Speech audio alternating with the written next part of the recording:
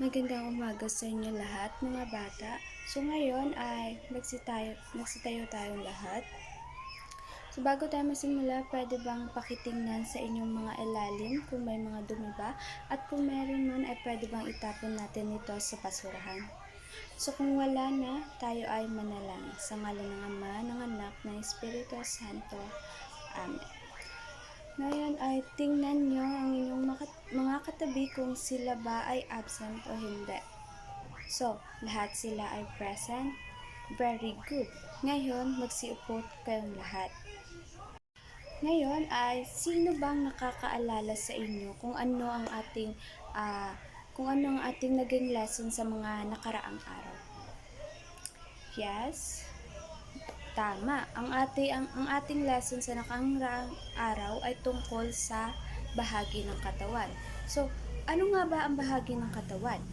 Ibig sabihin ng bahagi ng katawan ay isang parte o seksyon ng katawan ng tao o hayop na may particular na tungkulin o gawain.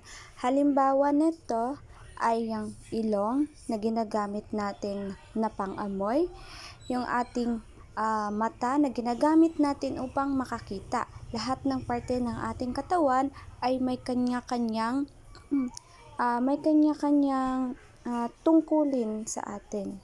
Very good. Ngayon naiintindihan nyo na kung anong ibig sabihin ng bahagi ng katawan at ano ang mga gamit nito. Ngayon ay may ipapakita ako sa inyong mga larawan at huhulaan ninyo kung ano ang ginagawa or ano ang meron sa larawan. Ano ang ginagawa ng bata sa larawan? Sino ang makakasagot? Tama, ang bata ay naliligo. Ngayon ay dadako naman tayo sa ikalawang larawan. Ano ang nakita niyo sa ikalawang larawan? Tama, ang bata ay kumakain. At sa pangatlong larawan naman, ano ang inyong nakikita? Magaling, ang bata ay tumatakbo. Ngayon naman ay dadako tayo sa ating activity.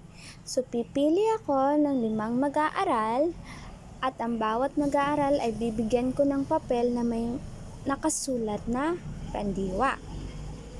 Naintindihan ba kung ano ang aking panuto? So, makinig sa aking panuto. So, ang bawat isa sa kanila ay binigyan ko ng mga papel na may nakasulat na pandiwa. So, ang isa-isa silang gagawa ng kilos nang walang salita. At kayo naman ay huhula kung anong kilos ang ipinakita nila.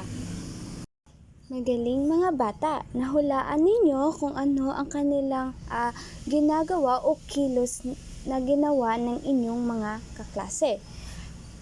Tandaan, lahat ng salitang nagpapakita ng kilos tulad ng kumakain, tumatakbo, naliligo ay tinatawag na pandiwa. So ano nga ulit yung pandiwa?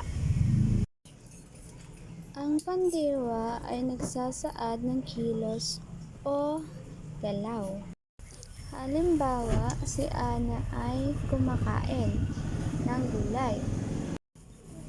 Si Ryan ay tumatakbo.